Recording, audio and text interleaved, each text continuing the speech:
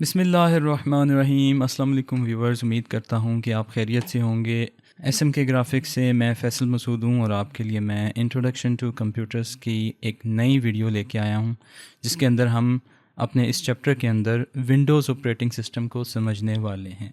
तो इस वीडियो के अंदर हम ये सीखेंगे कि ऑपरेटिंग सिस्टम क्या होता है और हमारे विंडोज़ 11 के अंदर हमें क्या क्या चीज़ें मिलती हैं, विंडोज़ 11 के अंदर उसके क्या क्या फ़ीचर्स मिलते हैं, उसके फ़ीचर्स को मैनेज करना और विंडोज़ के एनवायरनमेंट को समझना सीखेंगे और विंडोज़ 11 के डिफरेंट फ़ीचर्स को यूज़ कैसे करना है, उनकी शॉर्टकट कीज़ क्या हैं, ये तमाम चीज़ें हम इस वीडियो में सीखने वाले हैं। वीडियो को एंड तक देखिएगा।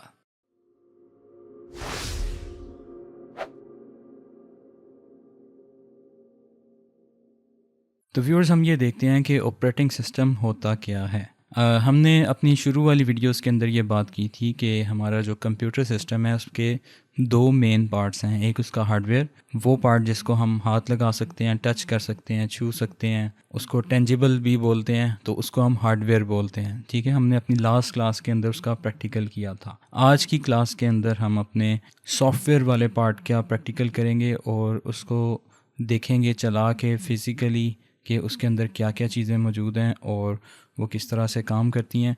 तो जो दूसरा कंप्यूटर का पार्ट है वो हमारा सॉफ्टवेयर है और सॉफ्टवेयर के अंदर जो मेन चीज़ आती है, जो मेन उसका कंपोनेंट आता है, वो हमारा सिस्टम सॉफ्टवेयर होता है।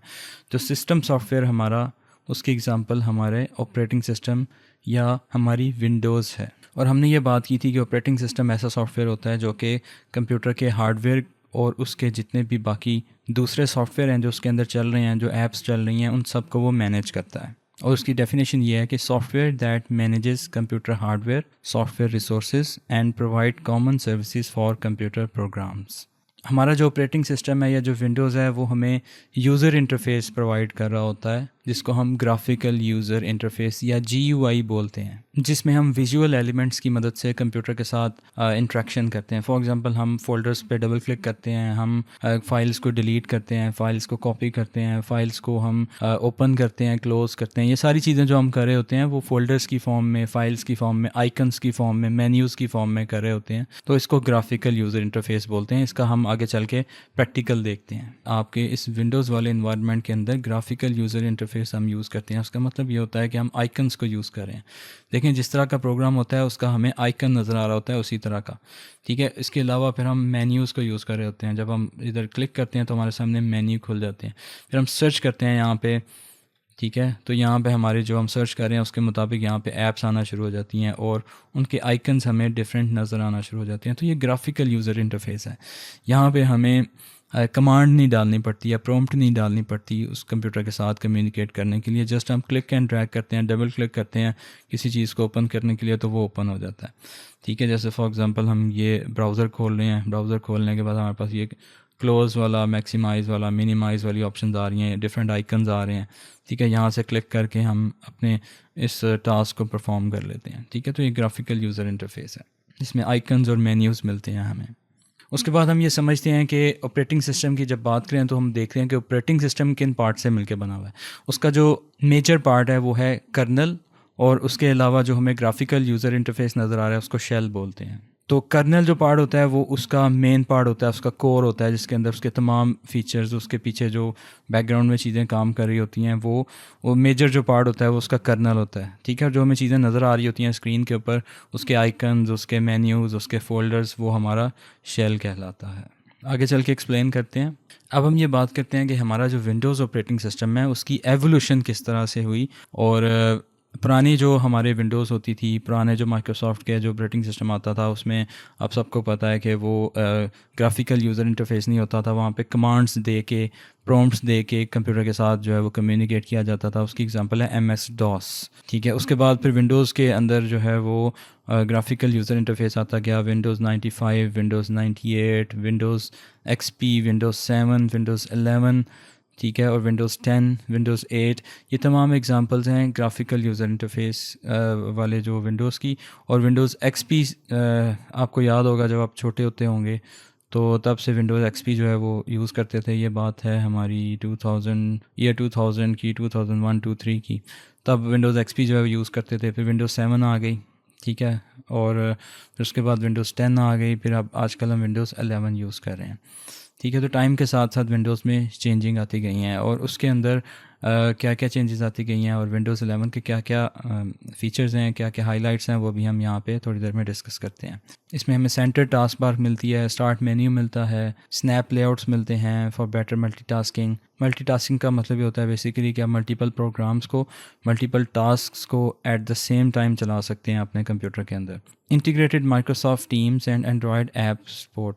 अब इसमें माइक्रोसॉफ्ट की भी ऐप्स हम इंस्टॉल कर सकते हैं विंडोज़ 11 के अंदर, और एंड्रॉयड की ऐप्स की भी सपोर्ट मिलती है, उनको भी इसमें ओपन किया जा सकता है। इसका जो आर्किटेक्चर है ना, वो 64 बिट आर्किटेक्चर है। 64 बिट सपोर्ट हमें मिलती है, और जो इसकी रैम है वो मिनिमम हमें 4 GB रिक्वायर्ड है। 4 GB से कम अगर रैम है तो वो उसके ऊपर विंडोज़ 11 हम नहीं चला सकते। अब हम थोड़ा सा इसके प्रैक्टिकल की तरफ आ जाते हैं और ये देखते हैं कि इसमें ये डिफरेंट किस्म के कॉन्सेप्ट्स क्या हैं। डेस्कटॉप किसे बोलते हैं? डेस्कटॉप बेसिकली वो हमारा बैकग्राउंड होता है, यानी कि वो मेन स्क्रीन होती है, जो होम स्क्रीन होती है जिसके ऊपर हमें ऐप्स नज़र आती हैं। ठीक है, वो बैकग्राउंड एरिया होता है जहाँ पे हम अपने शॉर्टकट्स को और अपनी ऐप्स को प्लेस करते हैं, और वहाँ पे हमारी ज़रूरी फाइल्स हम वहाँ पे कॉपी पेस्ट कर सकते हैं। स्टार्ट मेन्यू के अंदर हमारा वो स्टार्ट वाला बटन आ जाता है जिसके ऊपर विंडोज़ का आइकन बना हुआ होता है। मैं आपको स्क्रीन पे दिखा देता हूँ। जैसे मैंने ये इसको एस्केप किया और हम अपनी बैकग्राउंड पे आ जाते हैं, डेस्कटॉप पे आ जाते हैं, तो आप ये देखते हैं कि हमारी ये डेस्कटॉप है। ठीक है, डेस्कटॉप के ऊपर हमारे ये प्रोग्राम्स और शॉर्टकट्स पड़े हुए हैं यहाँ पे, और यहाँ पे हमारा ये स्टार्ट बटन है, जो विंडोज़ वाला आइकन है ना, स्टार्ट। जब इसके ऊपर मैं अपना माउस कर्सर लेके जाता हूँ तो मुझे स्टार्ट लिखा हुआ दिखा रहा है। तो इसको जब हम क्लिक करते हैं तो हमारे सामने मेन्यू खुल जाता है। ठीक है, या फिर आप अपने कीबोर्ड से विंडोज़ की प्रेस करें तो फिर भी आपके पास ये मेन्यू ओपन हो जाता है। यहाँ पे हम अपनी तमाम इंस्टॉल्ड ऐप्स को फाइंड कर सकते हैं, यहाँ से जितने भी फोल्डर्स हैं उसको फाइंड कर सकते हैं, आपके कंप्यूटर की सेटिंग्स को खोल सकते हैं। ठीक है, और इस तरह की बहुत सारी ऑप्शंस आपको यहाँ पे मिल जाती हैं।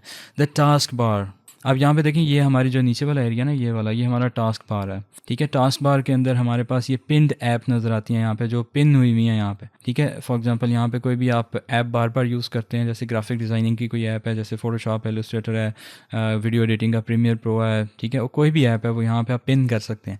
पिन करने का मतलब यह है कि जब भी आप विंडोज़ को बंद करेंगे और दोबारा ओपन करेंगे तो ऐप यहीं पे मौजूद रहेगी। जब आप उस पर क्लिक करेंगे तो उसको लॉन्च कर देगा। ठीक है, जब आप उस पर राइट क्लिक करेंगे तो आप उसको अनपिन भी कर सकते हैं। अगर अनपिन कर देंगे तो यहाँ से चला जाएगा। ठीक है, आप उसे यहाँ से सर्च करके निकाल सकते हैं। तो ये पिन्ड ऐप आपको यहाँ पे मिलती हैं। यहाँ पे आपको सिस्टम ट्रे मिलती है। सिस्टम ट्रे आपको यहाँ पे मिलती है, जहाँ पे आपको क्लॉक मिलती है, यहाँ पे आपको वॉल्यूम की आइकन्स मिलते हैं। ठीक है, वॉल्यूम की सेटिंग्स मिलती हैं, आपके कंप्यूटर की डिफरेंट सेटिंग्स मिलती हैं। यहाँ पे एनर्जी सेवर वाली, accessibility, night light, near by sharing and so on. और इसके अलावा आपको यहाँ पे वाईफाई की ऑप्शंस मिलती हैं, और बैकग्राउंड में जो जो ऐप्स आपकी चल रही हैं वो आपको यहाँ पे मिलती हैं। OBS स्टूडियो यहाँ पे चल रहा है, हमारा एंटीवायरस चल रहा है, यहाँ पे टीम्स चल रहा है, यहाँ पे हमारा इंटरनेट डाउनलोड मैनेजर या फ्री डाउनलोड मैनेजर चल रहा है, या आपने USB लगाई हुई है उसको, यहाँ पे आपको USB की ऑप्शन मिल रही है, एंड सो ऑन। जो जो ऐप्स हमारी बैकग्राउंड में चलती हैं वो हमें यहाँ पे सिस्टम ट्रे के अंदर नज़र आ रही होती हैं। टास्क व्यू का मतलब ये है, allows you to see all open windows और create virtual desktop.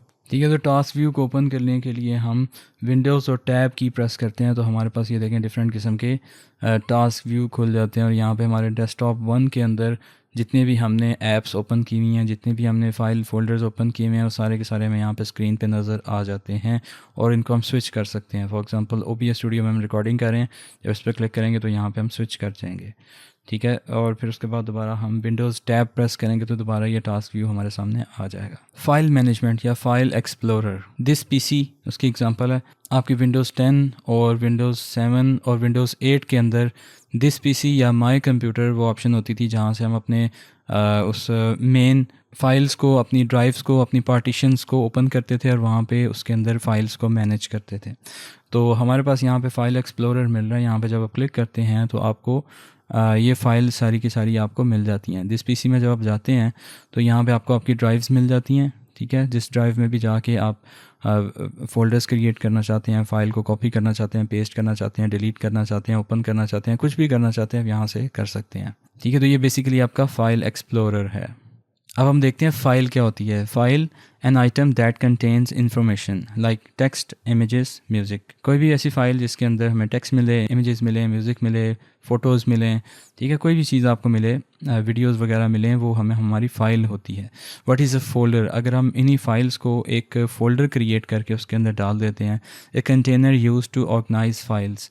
For example देखिए, हम थोड़ा सा प्रैक्टिकल करके देखते हैं। फॉर एग्ज़ाम्पल हम यहाँ पे ई में जाते हैं और ये हमारे पास फ़ोल्डर्स आ रहे हैं, देखें ये फ़ोल्डर्स हैं। अगर हमने एक न्यू फ़ोल्डर क्रिएट करना है तो हम यहाँ पे न्यू वाले बटन पे क्लिक करते हैं और यहाँ पे एक फ़ोल्डर पे क्लिक करते हैं तो हमारा एक न्यू फ़ोल्डर क्रिएट हो जाता है। इसको हम रीनेम करते हैं यहाँ पे, ठीक है, आपने कोई नाम देना है उसको, फॉर एग्ज़ाम्पल माई फ़ोल्डर। और जब एंटर करते हैं, जब दोबारा एंटर करते हैं तो उसको ओपन कर देगा। आप देख सकते हैं इस फोल्डर के अंदर कुछ भी नहीं है। आप यहाँ पे फाइल्स को पेस्ट कर सकते हैं या क्रिएट कर सकते हैं। इसके अलावा यही काम हम राइट क्लिक करके भी कर सकते हैं। जब आप एम्प्टी स्पेस के ऊपर राइट क्लिक करते हैं और यहाँ पे न्यू पे क्लिक करते हैं तो यहाँ पे आप फोल्डर क्रिएट कर सकते हैं, बिल्कुल उसी तरह। उसके बाद आ जाता है द रिबन कमांड बार।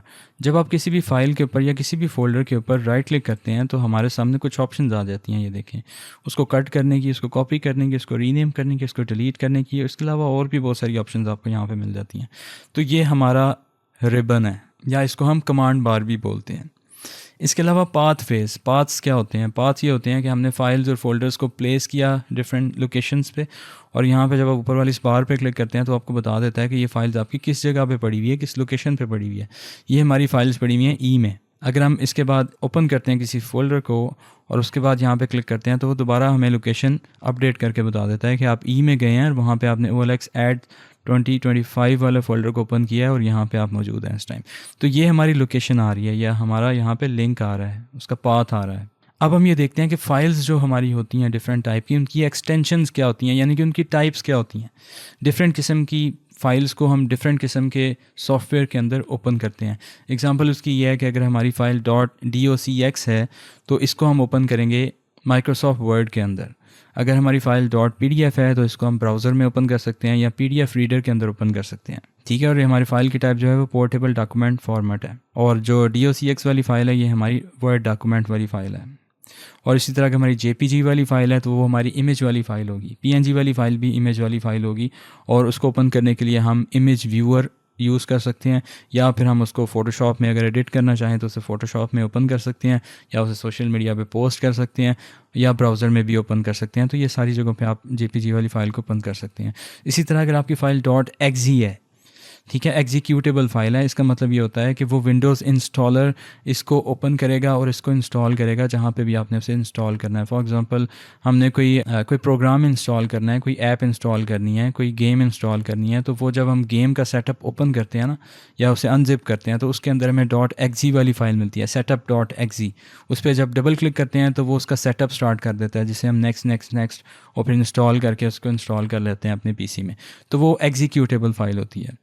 इसी तरह हम इन तमाम फाइल्स को ज़िप कर सकते हैं, कंप्रेस कर सकते हैं, .rar वाली फ़ाइल के अंदर कन्वर्ट कर सकते हैं, ठीक है। उसमें क्या होता है कि उसमें वो उसको इनक्रिप्ट कर देता है या उसको कंप्रेस कर देता है और उसको एक तरह से महफूज कर देता है, जिससे वो एक तो वो उसका साइज़ कम हो जाता है, दूसरा उसके अंदर वायरस वगैरह नहीं आता, और तीसरा ये होता है कि उसके अंदर वो उसे ट्रांसफ़र करना आसान हो जाता है हमारे लिए।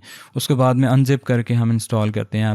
आम तौर पे ऐसे प्रोग्राम के सेटअप्स जो हैं वो हमें मिलते हैं जो ज़िप हो के हम वेबसाइट्स पे अपलोड कर देते हैं, या फिर कहीं से CD से या फ्लॉपी से या किसी भी USB ड्राइव से हम उसको कॉपी करके उनको यूज़ कर सकते हैं, इंस्टॉल कर सकते हैं अपने PC में।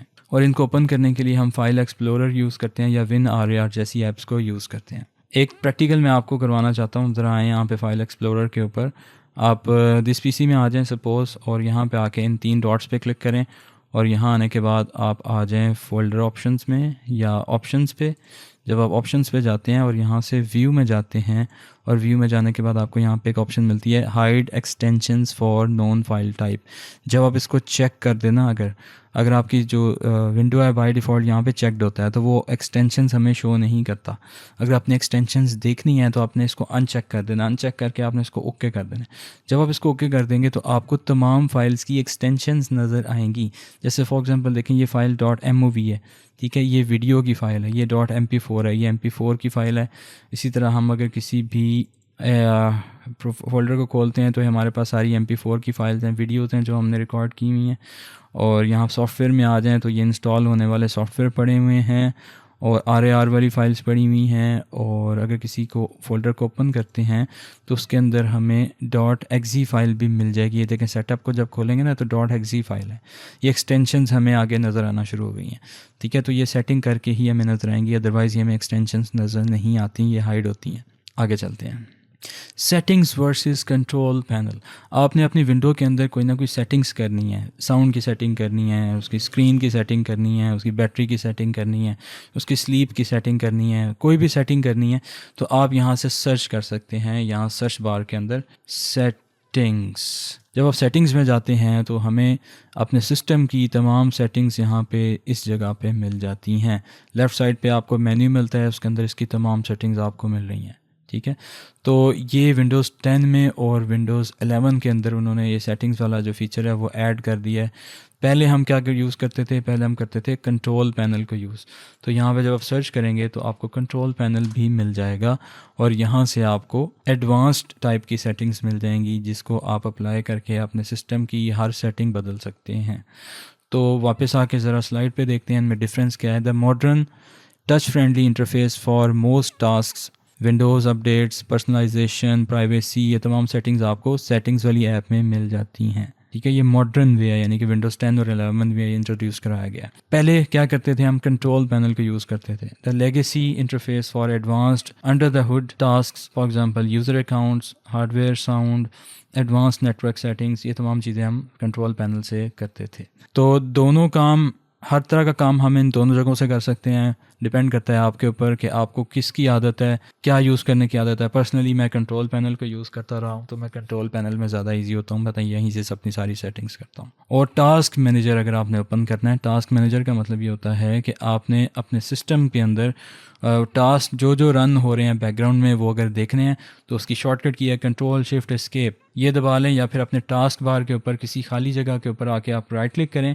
और यहाँ पे टास्क मैनेजर पे क्लिक करें तो आपके सामने टास्क मैनेजर ओपन हो जाएगा। यहाँ पे देखें जितनी भी ऐप्स चल रही हैं, जितने भी सॉफ्टवेयर आपके कंप्यूटर में इस टाइम रनिंग फॉर्म में हैं वो आपको यहाँ पे नज़र आना शुरू हो जाएंगे। और किसी भी सॉफ्टवेयर को आप बंद करना चाहते हैं, क्लोज़ करना चाहते हैं तो आप यहाँ से बड़ी आसानी से कर सकते हैं। तो अगर कोई सॉफ्टवेयर आपका हैंग हो गया है या इशू कर रहा है या चल नहीं रहा तो आपने टास्क मैनेजर में जाना है, उस पर राइट क्लिक करना है और उसको यहाँ से एंड टास्क कर देना है तो वो क्लोज़ हो जाएगा। अभी हम किसी भी चीज़ को एंड टास्क नहीं करें, जस्ट मैं आपको दिखाने के लिए यहाँ पे लेके आया हूँ। उसके बाद आपने ये देखना है कि वो आपको बता रहा है कि आपकी कौन सी ऐप कितने % CPU को यूज़ कर रहा है और आपकी कौन सी ऐप कितने % मेमोरी को यूज़ कर रहा है, कितने % हार्ड डिस्क यूज़ हो रही है, कितने % आपका इंटरनेट यूज़ हो रहा है, ठीक है ना। मज़े की चीज़, कोई वायरस वगैरह अगर आप इंस्टॉल कर लेते हैं या कोई हार्मफुल किस्म का सॉफ्टवेयर आप इंस्टॉल कर लेते हैं तो वो आपके मेमोरी और आपका CPU बहुत ज़्यादा कंज्यूम करता है। तो यहाँ से ओपन करके आप देख सकते हैं कि कौन सी ऐसी ऐप है जो आपका CPU और मेमोरी एब नॉर्मल तरीके से यूज़ कर रहा है, तो उसको आप यहाँ से क्लोज़ कर सकते हैं। उसके बाद आपको दूसरा टैब मिलता है जहाँ पर आपको परफॉर्मेंस नज़र आती है, अपने PC की परफॉर्मेंस। तो यहाँ पर आप CPU देख सकते हैं, आपके CPU का मॉडल कौन सा है, कितने % वो यूज़ हो रहा है, उसके अंदर कितनी सॉकेट्स हैं, कितनी कोर्स हैं, कितने लॉजिकल प्रोसेसर हैं, कितनी मेमोरी है, ठीक है। ये सारी चीज़ें हम यहाँ से देख सकते हैं, थ्रेड्स कितने हैं और उसके बाद उसकी स्पीड कितनी है और ब्ला ब्ला, बहुत सारी चीज़ें आपको यहाँ मिलती हैं। मेमोरी में जाएं, यहाँ पे आपको मेमोरी मिल रही है, कितने % आपकी मेमोरी यूज़ हो रही है, ठीक है। और मेमोरी के अंदर जो है वो कितनी फ्री स्पेस है, कितनी अवेलेबल है, हार्ड ड्राइव आपकी कितनी यूज़ हो रही है, आपका जो GPU है या ग्राफिक कार्ड है वो कितने % यूज़ हो रहा है, उसका टेम्परेचर क्या है, ठीक है। और इस तरह की चीज़ें आप यहाँ पे आके देख सकते हैं। तो इसके अलावा आपको और भी यहाँ पे काफ़ी सारी ऑप्शंस मिलती हैं, ठीक है। आप टास्क मैनेजर को ओपन करके इन्हें देख सकते हैं। System maintenance and security. अब अगर आपका कंप्यूटर जो है उसके अंदर एंटीवायरस या उसके अंदर फायरवॉल इंस्टॉल ना हो तो सिक्योरिटी आपकी कंप्रोमाइज़ हो सकती है किसी भी टाइम। तो इसके लिए विंडोज़ अपना फायरवॉल और अपना एंटीवायरस इंस्टॉल करता है जो कि उसके साथ बाय डिफ़ॉल्ट आता है। तो वो हमें यहाँ पे उसकी सेटिंग्स मिल जाती हैं। जब आप यहाँ पे आके सर्च करते हैं तो आपको उसकी सेटिंग्स मिल जाती हैं। और यहाँ पे आप जब सिस्टम ट्रे में जाते हैं तो यहाँ पे भी आपको ये मिल रहा है विंडोज़ सिक्योरिटी। जब आप इस पर क्लिक करते हैं तो वो विंडोज़ सिक्योरिटी को ओपन कर देता है और इसकी जितनी भी सेटिंग्स हैं वो आपको यहाँ पे दिखा रहा है। वो आपको बता रहा है कि virus and threat protection on है, अकाउंट प्रोटेक्शन ऑन है, app and browser control on है, firewall and network protection on है, ठीक है। इनको ओपन करके इनकी सेटिंग्स में जाके आप इन्हें टर्न ऑफ भी कर सकते हैं, आपकी मर्ज़ी है। वायरस एंड थ्रेट प्रोटेक्शन यहाँ से आप इसको ऑन ऑफ़ कर सकते हैं और फायरवॉल को आप यहाँ से ऑन ऑफ़ कर सकते हैं। ठीक है, तो आपने मेक श्योर कर लेना है कि आपके सिस्टम में ये सारी चीज़ें ऑन हैं, तो आपका सिस्टम जो है वो प्रोटेक्टेड रहेगा। और इन सारी चीज़ों को अपडेट करते रहना ज़रूरी है। आपके कंप्यूटर के अंदर डिफरेंट किस्म की अपडेट्स आती रहती हैं और आप यहाँ पे उन्हें सर्च करके देख सकते हैं। चेक फॉर अपडेट्स पे जब आप क्लिक करते हैं तो आपके सिस्टम के अंदर अपडेट्स यहाँ पे आती रहती हैं। यहाँ पे आपने चेक ज़रूर करना है, चेक फॉर अपडेट्स। तो वो इंटरनेट के साथ अगर कनेक्टेड है तो वो ऑनलाइन देखेगा कि आपके विंडोज़ के अंदर कौन कौन सी अपडेट्स अवेलेबल हैं और आपने उसको टाइम टू टाइम अपडेट करते रहना है। बल्कि आपने ये जो ऑटोमेटिक अपडेट है ना, इसको ऑन कर देना है ताकि वो ऑटोमेटिकली चीज़ों को देखता रहे और उसे अपडेट करता रहे, ताकि आपके सिस्टम के जो ड्राइवर्स हैं उनकी जो सिक्योरिटी है वो कंप्रोमाइज़ ना हो और वो टाइम से अपडेट होती रहे। Storage sense automatically clears out temporary files and empties the recycle bin to save space. आपको ये देखते रहना होता है कि आपके सिस्टम के अंदर कौन कौन सी ऐसी ऐप्स हैं, कौन कौन सी ऐसी फाइल्स हैं, कौन कौन सी ऐसे सॉफ्टवेयर हैं जिनकी आपको ज़रूरत नहीं है, तो उसको आपने क्लोज़ कर देना है, उसको आपने डिलीट कर देना है, अनइंस्टॉल कर देना है। फिर आपने देखना है कि जो चीज़ें आपने रिसाइकल बिन के अंदर डिलीट की थी वहाँ से भी आपने उनको रिमूव कर देना है ताकि आपको फ्री स्पेस मिलती रहे। फिर देखते हैं कि पावर स्टेटस से मुराद ये है कि आपने अगर सिस्टम को स्लीप करना है, हाइबरनेट करना है, रीस्टार्ट करना है, इनमें क्या डिफरेंसेस हैं। जैसे फॉर एग्जांपल जब हम विंडो वाले आइकन पे क्लिक करते हैं, यहाँ पे पावर वाले बटन पे क्लिक करते हैं तो हमें ये तमाम ऑप्शंस मिल रही हैं, lock, sleep, shut down, restart. इनमें क्या क्या डिफरेंस है वो हम ज़रा यहाँ पे देखते हैं। स्लीप का मतलब ये होता है कि आप जितने भी प्रोग्राम्स आपके चल रहे हैं, जितनी भी सेटिंग्स आपने ओपन की हुई हैं, जितने भी टास्क में आपके ये जो विंडोज़ ओपन है उनको सेव करो रैम के अंदर। रैम चूँकि एक टेम्प्रेरी स्टोरेज है तो उसके ऊपर सेव करो और उसको जनाब स्लीप कर दो। स्लीप का मतलब ये है कि सिस्टम को बंद कर दो सारी चीज़ों को रैम पे स्टोर करके, ठीक है। और लेकिन इस दौरान इस बात का वो आपने मेक श्योर करना है कि आपके सिस्टम के साथ पावर लगी रहे। अगर पावर इसको अप्लाई होती रहेगी तो क्या होगा कि वो सिस्टम आपका काम करता रहेगा। अदरवाइज़ अगर आप पावर रिमूव कर देंगे, उसका स्विच निकाल देंगे, उसको टर्न ऑफ कर देंगे या उसका जो पावर का स्विच है उसे ऑफ़ कर देंगे तो उससे क्या होगा कि आपकी जो रैम है वो बंद हो जाएगी, आपका सिस्टम बंद हो जाएगा, जिससे आपकी सारी सेटिंग्स चली जाएंगी, ठीक है। तो स्लीप करने के लिए पावर उसे प्रोवाइड करना ज़रूरी है। उसके बाद हाइबरनेट आ जाता है। हाइबरनेट का मतलब होता है जितने भी टास्क हैं, जितने भी जो कुछ आपने सेव किया हुआ है उसको आप हार्ड ड्राइव में सेव करो। जो कुछ आपने ओपन किया हुआ है वो आप हार्ड ड्राइव के अंदर सेव करो और उसके बाद पावर को ज़ीरो कर दो कि पावर यूज़ किए बगैर आप जितने भी टास्क हैं, जितने भी आपके ऐप्स हैं, जितने भी आपके प्रोग्राम्स हैं उसको इसी स्टेट में सेव कर दो हार्ड ड्राइव पे और सिस्टम को बंद कर दो। और रीस्टार्ट का मतलब ये है कि सब कुछ क्लीन कर दो, रैम में से जितनी भी ऐप्स खुली हुई हैं सबको बंद करो, जितना भी ऑपरेटिंग सिस्टम जो सेटिंग्स खुली हुई है सबको बंद करो और दोबारा से अपने सिस्टम को रीस्टार्ट करो, ठीक है। दोबारा से अपने ऑपरेटिंग सिस्टम का जो कर्नल है उसको स्टार्ट करो, ठीक है। इन तीनों में डिफरेंस ये है। और लॉक्ड का मतलब ये होता है कि आप अपने सिस्टम से लॉग आउट कर दो, जिस यूज़र से आपने लॉगिन किया हुआ है उसको लॉग आउट कर दो और वो लॉगिन वाली स्टेज पे आपको वापस ले जाएगा, वहाँ से आप किसी और यूज़र से भी लॉगिन कर सकते हैं। तो व्यूअर्स अब हम देखते हैं कि हमारे विंडोज़ के अंदर जो बेसिक एसेंशियल कीबोर्ड शॉर्टकट्स हैं वो क्या क्या हैं। आपको पता है आपने फ़ाइल को कॉपी करना होता है, Ctrl+C उसकी शॉर्टकट की है। इसी तरह आपने फ़ाइल को कहीं पे पेस्ट करना है, Ctrl+V उसकी शॉर्टकट की है। इसी तरह अगर आपने किसी फ़ाइल को कट करना है तो वो Ctrl+X शॉर्टकट की है, Ctrl+V पेस्ट करने की शॉर्टकट की है। Windows E open file explorer आपने खोलना है, दिस पीसी फाइल एक्सप्लोरर, तो विंडोज़ E दबाएंगे तो वो शॉर्टकट की है फाइल एक्सप्लोरर खोलने की। Windows L lock the computer instantly, अगर आपने कंप्यूटर को लॉक करना है विंडोज़ L प्रेस करें। आल्ट टैब जब प्रेस करेंगे तो वो डिफरेंट टास्क के दरमियान, डिफरेंट एप्लीकेशंस के दरमियान स्विच करेगा। आल्ट टैब, तो ये जितनी भी आपकी ऐप्स खुली हुई हैं उनके दरमियान हम स्विच कर सकते हैं यहाँ से। Windows plus shift plus S open the snipping tool, आपने स्क्रीनशॉट लेना है, ठीक है, स्क्रीनशॉट लेना है किसी एक पार्ट का या पूरी स्क्रीन का, तो Windows shift plus S press करेंगे, स्निपिंग टूल खुल जाएगा। ये आ गया हमारा स्निपिंग टूल, ठीक है। आपने क्लिक एंड ड्रैग करना है तो वो उस जगह का स्क्रीनशॉट ले लेके सेव कर देगा पिक्चर्स में जाके। Ctrl+Z एक यूनिवर्सल की है जिसका मतलब ये होता है कि आप अनडू कर रहे हैं, एक स्टेप आपने किया, एक एक्शन आपने परफॉर्म किया, उसको अनडू करना चाह रहे हैं, Ctrl+Z करें, अनडू हो जाएगा, और कंट्रोल यू दबाएं तो वो रीडू कर देगा, या कुछ जगहों पे कंट्रोल शिफ्ट जी करें तो वो रीडू कर देता है। तो व्यूअर्स, ये था हमारा विंडोज़ का इन्वायरमेंट जिसके अंदर हमने बेसिक चीज़ें देखी हैं। विंडोज़ को आपने यूज़ कैसे करना है, विंडोज़ के अंदर डिफरेंट किस्म के फाइल्स क्या होती हैं, उसका ग्राफिकल यूज़र इंटरफेस क्या होता है, उसका थोड़ा सा इंट्रोडक्शन हमने लिया है। तो उम्मीद करता हूँ कि आपको वीडियो अच्छी लगी होगी। अगर अच्छी लगी है वीडियोस को लाइक करें, कमेंट करें, शेयर करें अपने फ्रेंड्स के साथ। आपसे एक नई वीडियो में मिलूँगा। अपना रखिए ख्याल। Take care. अल्लाह हाफ़िज़।